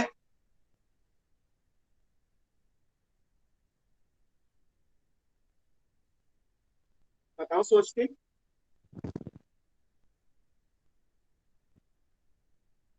चलो इन्हीं 3 पे फोकस करते हैं, है ना। फिर से हम आते हैं अपने टॉपिक पे। अभी देखते हैं आपका आंसर सही है या गलत है। न्यूक्लियोसाइड और फॉस्फोरिक एसिड के बीच में बॉन्ड कौन सा होगा? सोच समझ के बताइएगा। एक न्यूक्लियोसाइड जब फॉस्फेट यानी फास्फोरिक एसिड के मॉलिक्यूल से जुड़ेगा तो यहाँ बॉन्ड कौन सा आएगा? Phosphodiester bond. Phosphoester bond. क्या फर्क है दोनों में अंकिता और शिवानी? फॉस्फोडाइएस्टर और फॉस्फोएस्टर। सर फॉस्फोएस्टर बॉन्ड का होगा एक, जब एक फॉस्फोरस कार्बन नंबर 4 पे जुड़ेगा, और फॉस्फोडाइएस्टर का मतलब होगा कार्बन नंबर 3 फॉस्फोरस और कार्बन नंबर 4 जुड़ेगा तो फॉस्फोडाइएस्टर बॉन्ड हो जाएगा। 4 नहीं होता बेटा, एक तो 5 होता है, 3 5 होता हाँ है फॉस्फोडाइएस्टर। हाँ सर, वो 5। ओके, शिवानी ने गलत इसलिए किया क्योंकि डाइएस्टर बनाने के लिए आपको 2 न्यूक्लियोटाइड चाहिए। 2 न्यूक्लियोटाइड के बीच में जो बनेगा वो डाइएस्टर बॉन्ड आएगा, 3 5 फॉस्फोडाइएस्टर। अभी तो हम केवल एक न्यूक्लियोटाइड बना रहे हैं, मोनोमर तो बनाए हैं। अब एक बन जाएगा तो आप 2 या 2 से ज्यादा जोड़ोगे तब ये बात आएगी। तो जब एक जुड़ेगा तो क्या बनेगा यहाँ पे? फॉस्फोएस्टर बॉन्ड आएगा। फॉस्फोएस्टर। अब ये पूरा न्यूक्लियोटाइड यानी deoxy ribonucleotide adenine guanine cytosine thymine के बन गए। अब इनके एन नंबर ऑफ मॉलिक्यूल जैसे लिखे अभी आपने, किसी में 24,000 है, किसी में 4.2 मिलियन है, किसी में 3.3 बिलियन है, किसी में 5,000 समथिंग है। जितने भी आप जोड़ोगे उनके बीच में जो बॉन्ड आएंगे वो क्या कहलाएंगे? वो कहलाते हैं, मैं लिख देता हूँ पूरा, 3 5 फॉस्फो। अब ये डाइएस्टर बॉन्ड,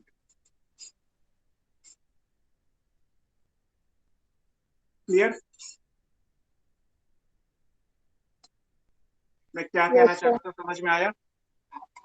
डाइएस्टर और एस्टर का डिफरेंस क्या था? अगर 2 के बीच में बनाओगे तो डाइएस्टर आएगा, एक तीसरे से बनेगा, एक 5वें कार्बन से बनेगा।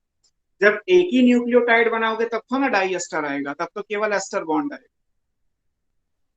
और फिर आपका हाइड्रोजन बॉन्ड कहाँ गया? आप लोगों ने तो बोला था कि वो भी प्रेजेंट होता है। मैंने तो सारे लिख दिए।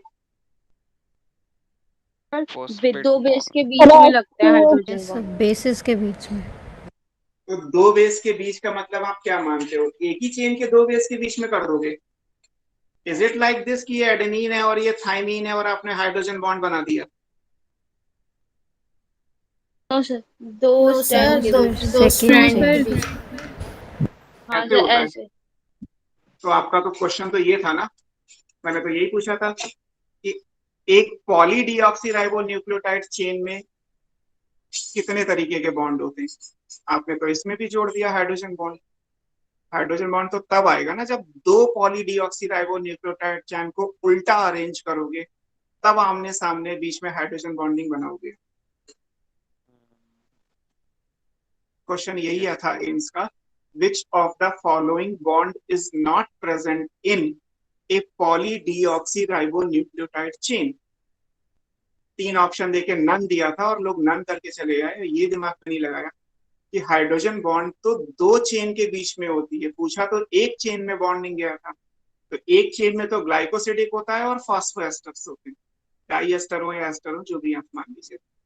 हाइड्रोजन बॉन्ड तो एक चेन में नहीं आएगा ना, इसीलिए मैंने कहा था कि मुझे पता है कि आप क्वेश्चन गलत करोगे, सही नहीं करोगे, सोचोगे ही नहीं ना, आपको लगेगा ये तो बड़ा इजी क्वेश्चन है, पेपर बहुत इजी था, करके चले आए -5।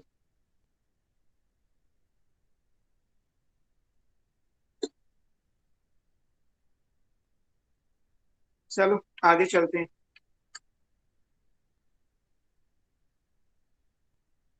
न्यूक्लियोसाइड और न्यूक्लियोटाइड का एक नॉमेनक्लेचर भी होता है।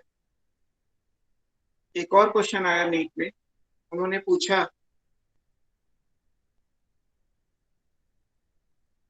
एडेनोसिन, सिर्फ ये लिखा हुआ है, एडेनोसिन लिखा हुआ है। एडेनोसिन इज ए न्यूक्लियोटाइड, मैं पूरा लिख दे रहा हूँ, sorry, adenosine is a nucleoside of, your option is DNA, RNA, both, proteins, polypeptide। बताओ।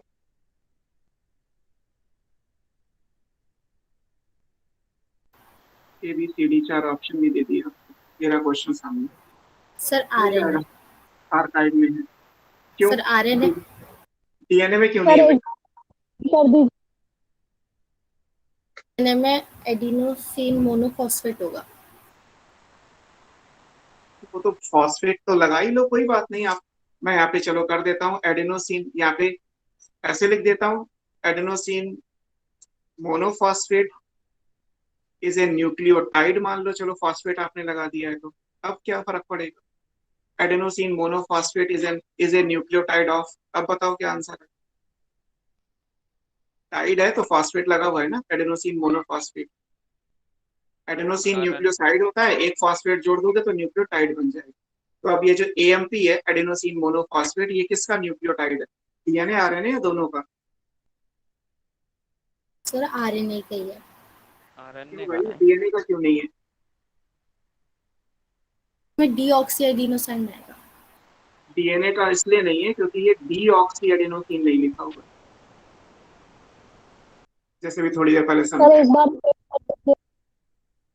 डीएनए के लिए जब भी कुछ पूछा जाएगा इस चैप्टर के बाद अपने दिमाग में अच्छे से बसा लीजिए, डीऑक्सी वर्ड लिखा ही लिखा होगा, अनटिल अनलेस थाइमीन नहीं है, क्योंकि आरएनए में थाइमीन होता ही नहीं है।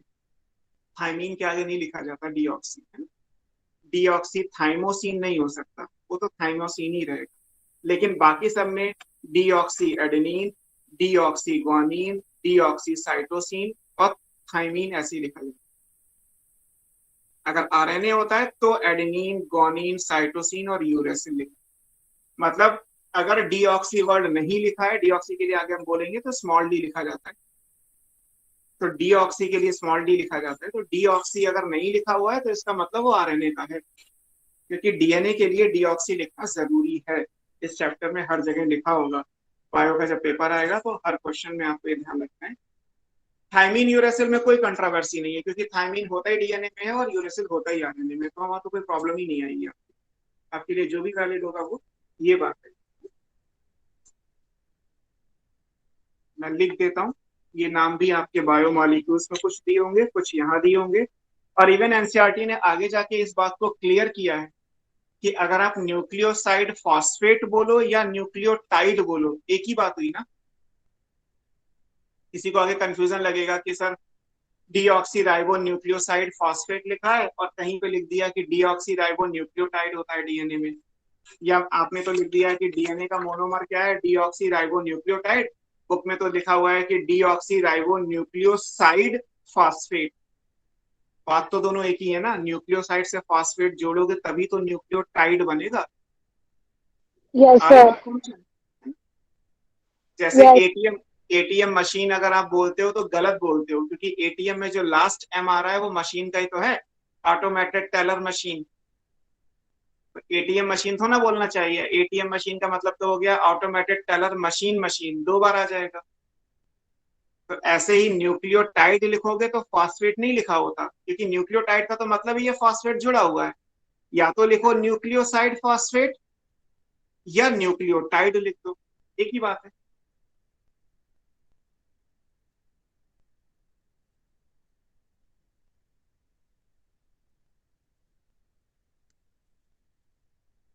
ना। ये हमारी गलतियां होती हैं, डेली लाइफ में कोई गलती नहीं है। डेली लाइफ में कई बार मैं ही बोल देता हूँ कि हाँ ये ज्यादा बेटर, ज्यादा का मतलब ही कंपैरिजन है एज पर इंग्लिश, तो या तो बेटर बोल दूं या ज्यादा गुड बोल दूं, ज्यादा अच्छा है या बेटर है, ज्यादा बेटर कुछ नहीं। सुबह सुबह मॉर्निंग में चोट लग गई, अब सुबह बोल लो या मॉर्निंग बोल लो एक ही बात।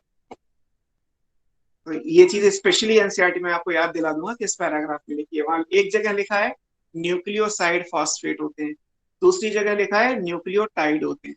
तो कंफ्यूजन नहीं क्रिएट करना है, न्यूक्लियोसाइड फॉस्फेट का मतलब ही न्यूक्लियोटाइड होता है। नाइट्रोजनस बेस कौन कौन से हैं, करस्पॉन्डिंग टू दैट उनमें न्यूक्लियोसाइड क्या बनेगा, और फिर इनके न्यूक्लियोटाइड क्या कहलाते हैं।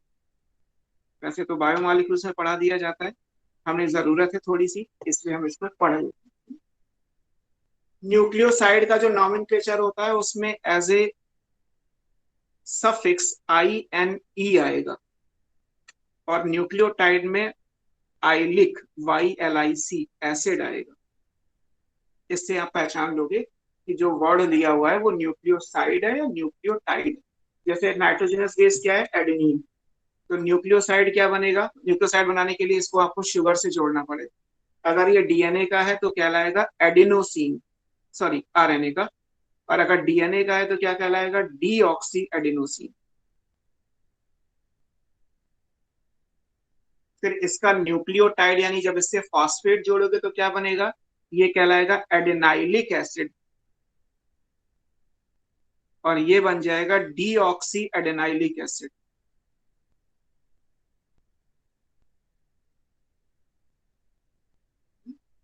ऐसे ग्वानिन में कर लीजिए, आप कर ही सकते हैं, ग्वानोसिन, डीऑक्सी ग्वानोसिन,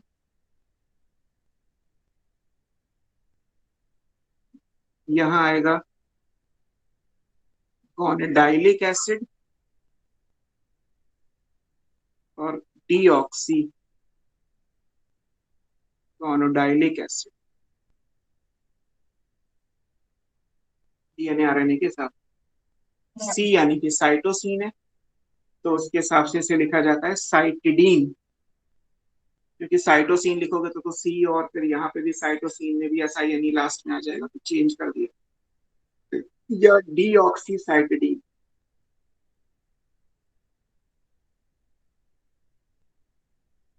ये है cytidylic acid, deoxy cytidylic acid. Thymine के लिए अब यहाँ पे तो आएगा, अब आप यहाँ पे कहें कि सर मैं यहाँ पे थाइमिडीन लिख दूं, तो आरएनए में तो कुछ होता ही नहीं ना, तो यहाँ थाइमिडीन नहीं आएगा, यहाँ पे सिर्फ क्या आएगा, डीऑक्सी थाइमिडीन, है ना, यहाँ पे थाइमिडीन कुछ नहीं है, ये बन गया डीऑक्सी थाइमिडाइलिक एसिड।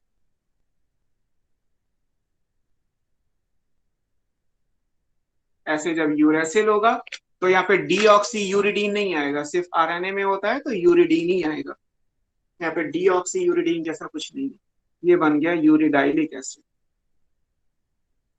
एग्जाम में केवल एडेनिन वाला आया था, जो मैंने आपको क्वेश्चन करा ही दिया, और एग्जैक्टली क्वेश्चन कुछ ऐसा था, एटीपी, एटीपी होता है एडेनोसिन ट्राइफॉस्फेट, तो पूछा एग्जैक्टली ये गया था कि ATP is a nucleotide of, और ऑप्शन वही थे DNA RNA protein both. ATP में क्योंकि एडिनोसिन फॉस्फेट है, ट्राइफॉस्फेट हो या मोनोफॉस्फेट हो उससे फर्क नहीं पड़ता, क्योंकि वो एडिनोसिन ट्राइफॉस्फेट है rather than deoxy adenosine triphosphate, तो दैट्स व्हाई आंसर क्या आएगा, आरएनए। एटीपी कहाँ पर किसका न्यूक्लियोटाइड बन जाएगा, आरएनए का, क्योंकि अगर डीएनए का होता तो डीऑक्सी एडिनोसिन लिखा होता रादर देन सिंपली एडिनोसिन।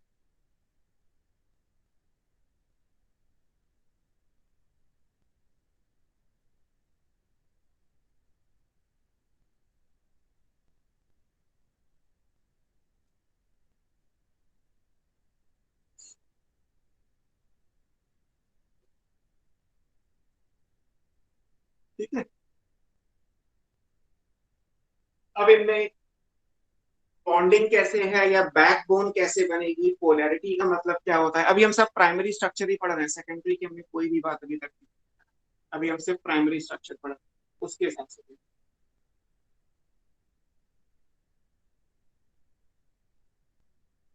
अब जैसे अभी आपने ये शुगर का टर्म तो नहीं लिखना के लिए, ये शुगर का स्ट्रक्चर बनाया, शुगर में जो ये फर्स्ट कार्बन होता है ना, यहाँ पे नाइट्रोजनस बेस आके जुड़ेगा, फिक्स है, और यहीं पे एन ग्लाइकोसिडिक बॉन्ड, क्योंकि शुगर जब बेस से जुड़ेगा तो क्या बॉन्ड बनेगा, एन ग्लाइकोसिडिक बॉन्ड बनेगा। जो ये फिफ्थ कार्बन है और जो ये थर्ड कार्बन है, नीचे से थर्ड और ये ऊपर जाएगा, तो ये 3 और 5 जो है वो फास्फोडाइएस्टर में जाएंगे, अगर इसके ऊपर और इसके नीचे बहुत सारे मोनोमर हैं तो।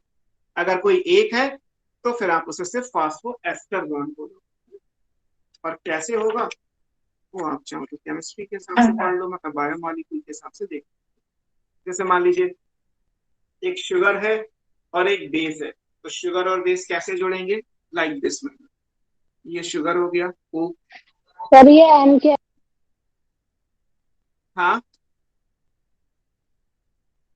यहाँ से आएगा नाइट्रोजनस।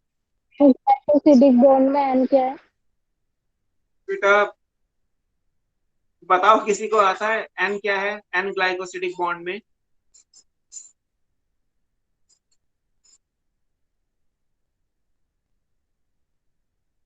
इसके लिए आप प्रॉपर केमिस्ट्री में पढ़ो, तब आपको समझ में आएगा कि एन क्या है ग्लाइकोसिडिक बॉन्ड। इवन बायोमॉलिक्यूल्स में भी नहीं मिलेगा। Why it is an glycosidic bond rather than simply glycosidic bond. मुझे याद नहीं है कि बायोमॉलिक्यूल्स में एनसीईआरटी में इस बात को मेंशन किया गया क्या कि एन क्यों है। किसी को पता है? अभी बताऊंगा तो फिर तो बहुत कुछ एग्जाम्पल में बताना पड़ेगा। आप सिर्फ याद कर लो कि इट्स एन ग्लाइकोसिडिक बॉन्ड। और नहीं तो केमिस्ट्री में जहाँ पे कार्बोहाइड्रेट दिया है 12th की बुक में, 12th की केमिस्ट्री में, वहां पे आपको मिलेगा एन ग्लाइकोसिडिक का मीनिंग ऑर्गेनिक केमिस्ट्री। और अभी हमारा काम ऑर्गेनिक केमिस्ट्री बिल्कुल नहीं है, हम सिर्फ बायोकेमिस्ट्री पढ़ लेते हैं। ये शुगर और बेस जुड़ गए, यहाँ पे ओ मिसिंग है क्योंकि हम डीएनए की बात कर रहे हैं। तो आप मान लीजिए कि ये आपकी डीऑक्सीराइबोज शुगर होगी। तो ये हो गया हमारा बेस, ये हो गया शुगर का मॉलिक्यूल, और शुगर और बेस दोनों जुड़ेंगे तो ये जो बॉन्ड है, ये बॉन्ड क्या है? ये आपका हो गया एन ग्लाइकोसिडिक बॉन्ड। कैसे बनता है वो एज पर केमिस्ट्री छोड़ दीजिए, यही बनेगा। लेकिन ये याद रखना है कि फर्स्ट कार्बन पे नाइट्रोजनस बेस आके जोड़ता है, ये इंपॉर्टेंट है हमारे लिए। यहाँ क्या आएगा? अभी हमने लिखा था CH2OH, पांचवें कार्बन पे यहाँ पे CH2OH एक हाइड्रोक्सिल प्रेजेंट है। अब जब इसके साथ आप फास्फोरिक एसिड H3PO4 को जोड़ोगे, H3PO4 क्या है? ऐसे बनाते होगे आप केमिस्ट्री का structure. This is H3PO4 phosphoric acid. तो ये ऑलरेडी न्यूक्लियोसाइड है, बेस और शुगर जुड़े हुए हैं। अब इसमें आप फॉस्फेट जोड़ोगे तो न्यूक्लियोटाइड बनेगा। होगा क्या? इन दोनों में से ये दो हाइड्रोक्सिल है, एक वाटर मॉलिक्यूल यहाँ से रिमूव हो जाएगा, और जब वाटर मॉलिक्यूल रिमूव होगा तो जो बचेगा दैट इज एस्टर बॉन्ड। यहाँ से एक वाटर मॉलिक्यूल डिहाइड्रेशन करिए, एक वाटर मॉलिक्यूल अगर आपने इसमें से रिमूव किया -H2, तो ये स्ट्रक्चर आएगा O double bond P OH OH, ये P से जुड़ा हुआ है। यहाँ पे ये आपका एस्टर O, फिर यहाँ पे ये है H2C, फिर यहाँ पे आपका पेंटोज शुगर, यहाँ पे आपका नाइट्रोजनस बेस। अब ये हो गया एस्टर बॉन्ड और ये बन गया न्यूक्लियोटाइड। ये एस्टर बॉन्ड।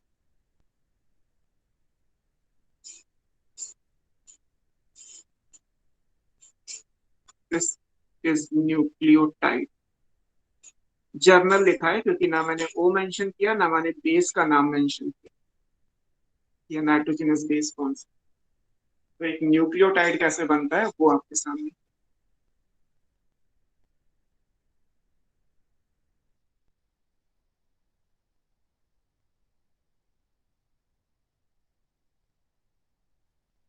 अब 3,5 फास्फोडाइएस्टर बॉन्ड बना के देख लो, उससे हम उस बात पे पहुंचेंगे कि डीएनए का जब structure as per chemistry study किया जाएगा तो हमें साइड में क्या दिखाई देगा, मतलब बैकबोन किस चीज की आती है, बाहर की तरफ कौन से ग्रुप्स आते हैं, और अंदर की तरफ कौन से फंक्शनल ग्रुप एक्सपोज होते हैं। What is interior to the chain, what is exterior to the chain.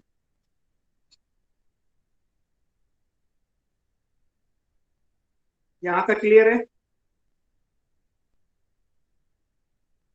Yes sir. Yes sir. Yes sir. आगे देखो। Yes sir. एक डाई न्यूक्लियोटाइड बना के देख लेते हैं, मतलब दो न्यूक्लियोटाइड को जोड़ के देख लेते हैं, उसमें आपका फास्फोडाइएस्टर आपको समझ में आ जाएगा। और फिर ऐसे आप और जोड़ते जाइए तो अपने आप आपकी एक चेन बन के तैयार। ये आपकी बुक में ऐसा कुछ बना हुआ भी है डायग्राम, आप उसमें भी समझ सकते।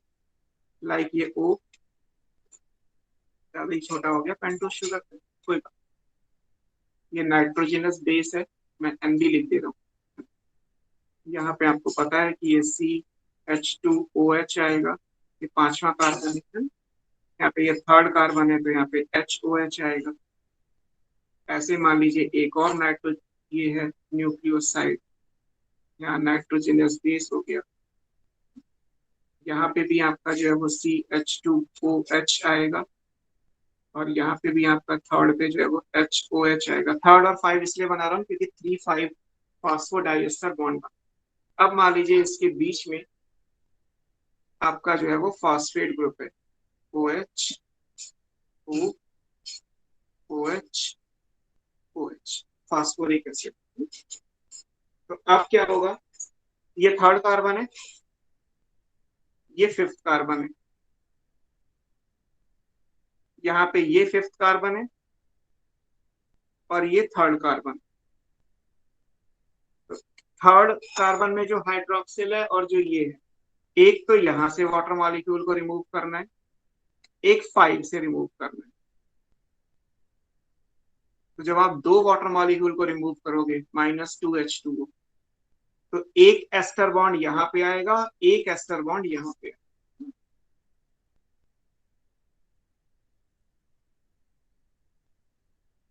Pentose sugar, nitrogenous base. इसका पांचवा वाला तो फ्री रहा, इसमें तो कुछ किया ही नहीं हमने। ऐसे ये एक है, दूसरा वाला शुगर पेंटोज नाइट्रोजनस बेस है ना। इसके थर्ड वाले को कोई टच नहीं किया हमने, वो भी ऐसे ही रहे। बीच में चेंज होंगे, यहाँ पे ये है और यहाँ पे ये। तो यहाँ क्या आएगा, CH2। अब ये इसका O है ना, यहाँ पे ये P है, यहाँ पे ये O है जो यहाँ से जुड़ा हुआ है, यहाँ पे ये OH को कैरी कर रहा है, और यहाँ पे डबल बॉन्ड O है। ये जो बना आपने पूरा जो डाई एस्टर बनाए हैं वो ये एक, ये और एक ये बन गया आपका 3,5। एक का थर्ड कार्बन लिया है हमने और एक का फिफ्थ कार्बन लिया। इस वाले का फिफ्थ फ्री है, इस वाले का थर्ड अभी भी फ्री है। तो ये हो गया 3,5 फास्फो डाई एस्टर बॉन्ड।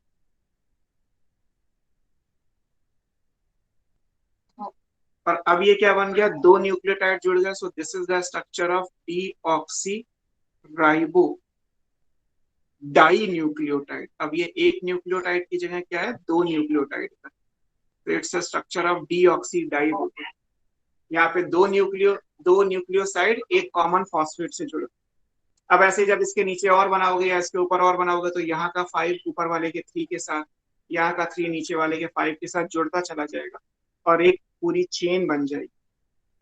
अगर ये चेन ऐसी है तो चेन में बाहर की तरफ क्या आ रहा है, ये शुगर है और फॉस्फेट है, तो इसको बोलते हैं backbone of the chain. Sugar phosphate backbone बोलते हैं। इसके अंदर की तरफ क्या जाएगा, नाइट्रोजनस बेस जाएगा।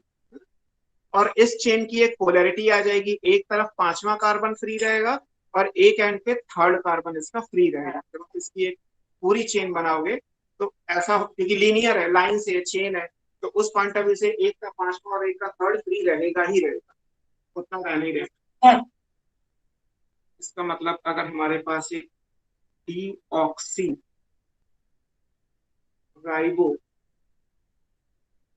आप इसको बोल सकते हो poly deoxy ribo nucleotide chain, ऐसे देख लीजिए। अगर एक poly deoxy ribo nucleotide chain बन गई,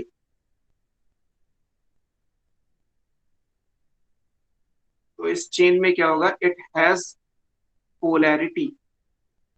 इसका डेफिनेट एंड्स हैं, और वो एंड्स क्या है, 3-5 डायरेक्शन। 3 to 5 या 5 to 3, वो आप पे डिपेंड करता है आप कैसे बना रहे हो। मेरे डायग्राम के हिसाब से अगर मैं यहाँ से यहाँ जाऊंगा तो ये 5 to 3 है, और अगर यहाँ से यहाँ जा रहा हूँ तो ये 3 to 5। इस चेन में जो बैकबोन है,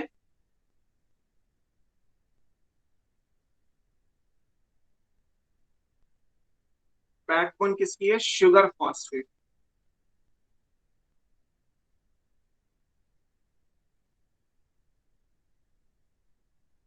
backbone is of sugar phosphate बाहर की तरफ।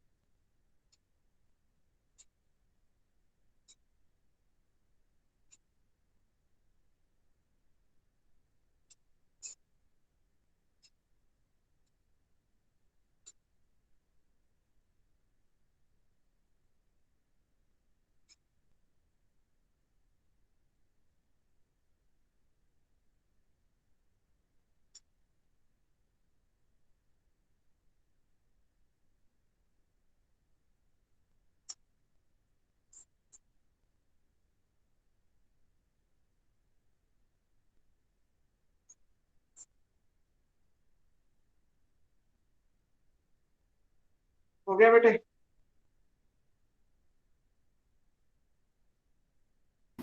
Yes sir. तो ये डीएनए का प्राइमरी स्ट्रक्चर हमने कंप्लीट किया। अब सेकेंडरी स्ट्रक्चर पे चलते हैं। इसमें से जितना मेरे से रिलेटेड बायोमॉलिक्यूल्स में दिया वो ऑलरेडी मैंने कवर कर दिया। कम से कम आपको डीएनए का जो बायोमॉलिक्यूल है, except the structure of nitrogenous bases, आप नाइट्रोजनस बेसिस के जो 5 स्ट्रक्चर बने ATGC, इनके स्ट्रक्चर बायोमॉलिक्यूल से देख लोगे तो आपका डीएनए से रिलेटेड जितना भी कुछ बायोमॉलिक्यूल में दिया है, आरएनए, डीएनए, न्यूक्लिक एसिड का, वो सारा पूरा होगा। अब आता है डीएनए का सेकेंडरी स्ट्रक्चर क्या है।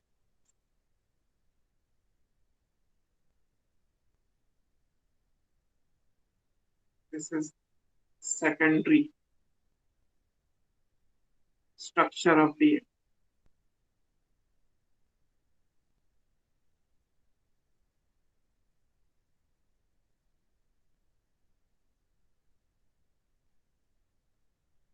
सेकेंडरी स्ट्रक्चर का मतलब आप मान लीजिए अब ये डबल स्ट्रैंडेड डीएनए है, क्योंकि डीएनए के सेकेंडरी स्ट्रक्चर का मतलब डीएनए डबल स्ट्रैंडेड हो गया। ये स्ट्रक्चर नाम के हिसाब से कहलाता है वॉटसन एंड क्रिक।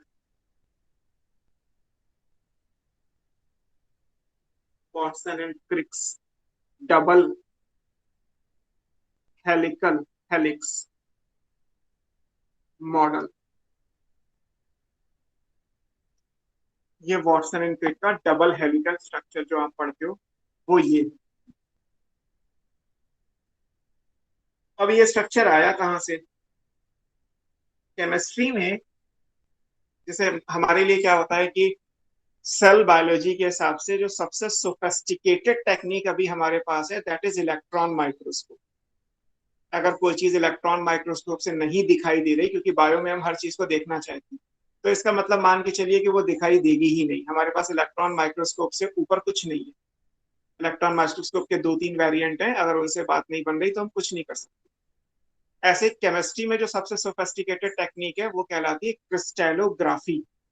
क्रिस्टलोग्राफी एक ऐसी टेक्निक है, एक्सरे क्रिस्टलोग्राफी, उसमें हम एक्सरे को यूज करते हैं, जिससे आप किसी भी केमिकल मॉलिक्यूल में बॉन्ड की लेंथ, बॉन्ड का angle and type of bond पता कर सकते हो। जैसे आपने केमिस्ट्री में पढ़ा कि कोवैलेंट बॉन्ड है, कोऑर्डिनेट बॉन्ड है, या हाइड्रोजन बॉन्ड है, वॉन्डर वॉल फोर्स है, हाइड्रोफोबिक इंटरेक्शंस हैं, इलेक्ट्रोस्टैट बॉन्ड है। तो इन सबको पता करने के लिए हम ये करते हैं। या आप कार्बन कार्बन की लेंथ पढ़ते हो कि कार्बन कार्बन का बॉन्ड कैसा होता है, कार्बन हाइड्रोजन का बॉन्ड कैसा होता है, हाइड्रोजन ऑक्सीजन का बॉन्ड कैसा होता है, फॉस्फेट ऑक्सीजन का बॉन्ड कैसा होता है। सिर्फ लाइन से खींच देना वो तो 11th-12th हो गया। हायर क्लासेस में हमें पता होता है कि बॉन्ड की लेंथ कितनी है। जबरदस्ती नहीं कि आप एक कार्बन को एक कार्बन यहाँ बना दोगे तो इतनी बॉन्ड की लेंथ होगी। कार्बन और कार्बन को बॉन्ड बनाने के लिए इतनी लेंथ चाहिए, हाइड्रोजन और ऑक्सीजन को बॉन्ड बनाने के लिए और कम लेंथ चाहिए। तो बॉन्ड की लेंथ, बॉन्ड का टाइप और बॉन्ड का एंगल। बॉन्ड का एंगल, जैसे आप मान लीजिए मीथेन का स्ट्रक्चर बनाते हो तो वो टेट्राहेड्रल है।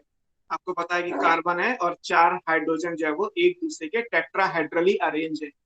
आप सोडियम क्लोराइड का बनाते हो तो क्यूबाइडल लैटिस बनाते हो। आपने अमोनिया का बनाया होगा NH3 का स्ट्रक्चर, है ना। ये सब आप केमिस्ट्री में ऑलरेडी सब पढ़ते ही। तो इस टेक्निक से ये सारा पता किया जाता है। तो एक्चुअली न्यूक्लियोटाइड भी एक केमिकल मॉलिक्यूल ही है, नाइट्रोजनस बेस है, एक शुगर है पेंटोज जिसमें ऑक्सीजन है या नहीं है, व्हाटएवर एल्स, और एक H3PO4 का मॉलिक्यूल है। तो इन सब की जो केमिकल प्रॉपर्टी है कि किसके बीच में कितनी लेंथ है।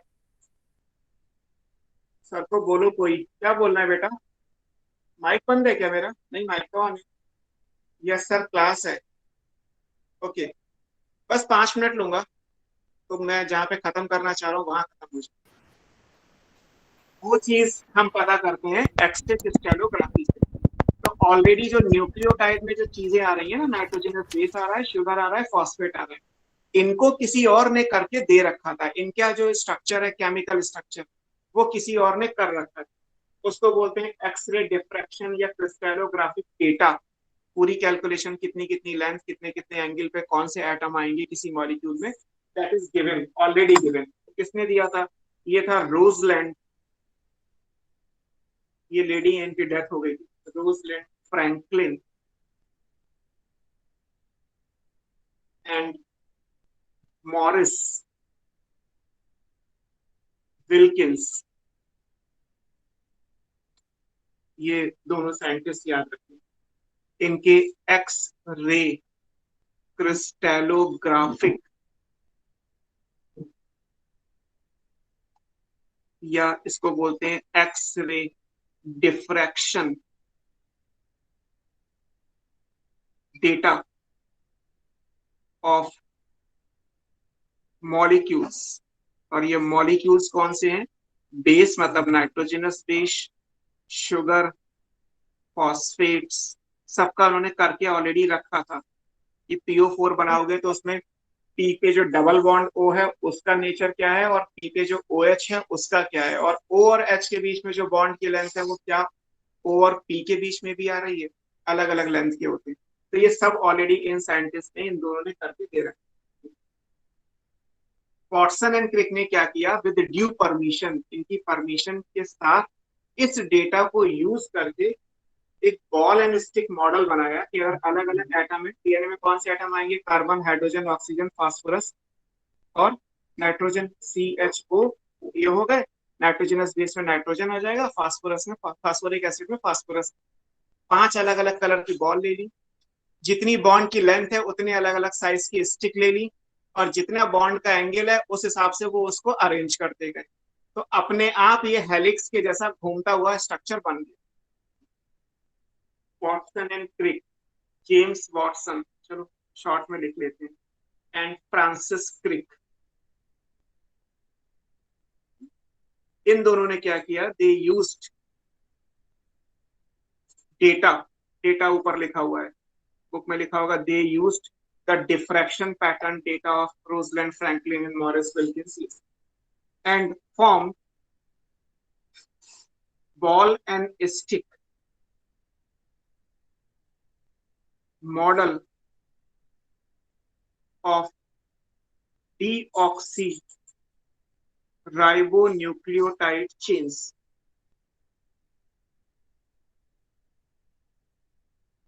दो चेन को किया था तो ये डीएनए पूरा हो गया, and that model is called double helix.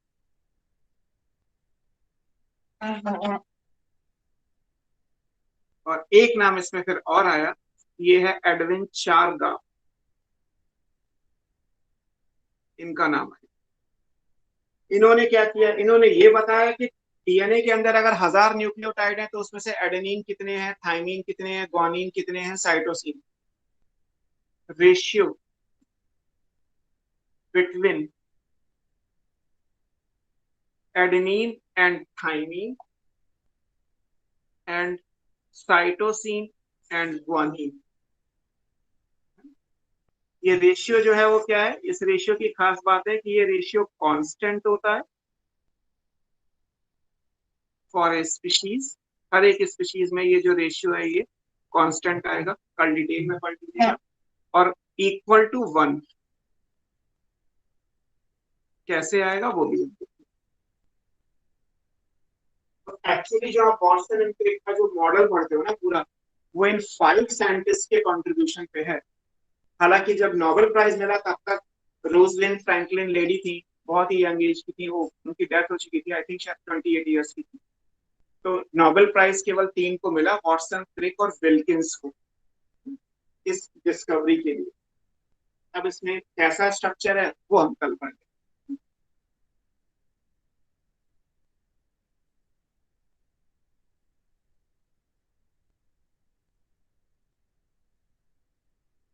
Sir app पे डीपीपी कहाँ पे अवेलेबल है?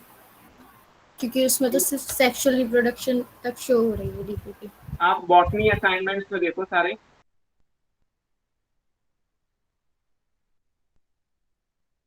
एक बार चेक करो बॉटनी असाइनमेंट्स में, और फिर मैं भी मैनेजमेंट को कॉल करके एग्जैक्टली पूछता हूँ कि आपको जो ऐप पे दिखाई देता है वो एक्चुअली मुझे नहीं दिखाई देगा ना, यू आर ए स्टूडेंट, आपको क्या एक्सेस दिया गया है, और मैं कोई स्टूडेंट नहीं हूँ तो मेरा कोई एक्सेस है उसमें है वहां तक नहीं है, वो सब भी चीजें होती है।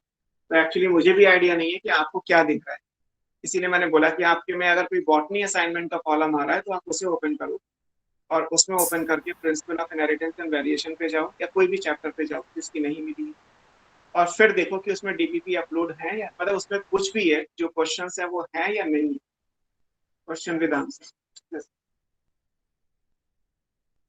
सर उसमें तो सिर्फ सेक्सुअल रिप्रोडक्शन तक ही आ रही है डीपीपी में। बॉटनी असाइनमेंट कोई कॉलम है क्या, उसमें देखो।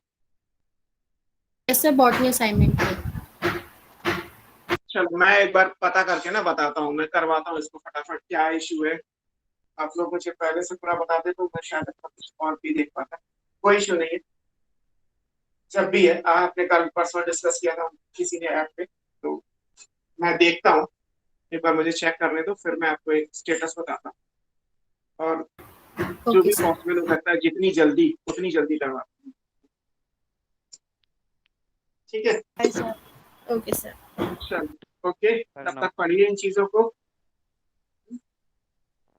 ओके सर, नमस्ते। नमस्ते बेटा, बाय।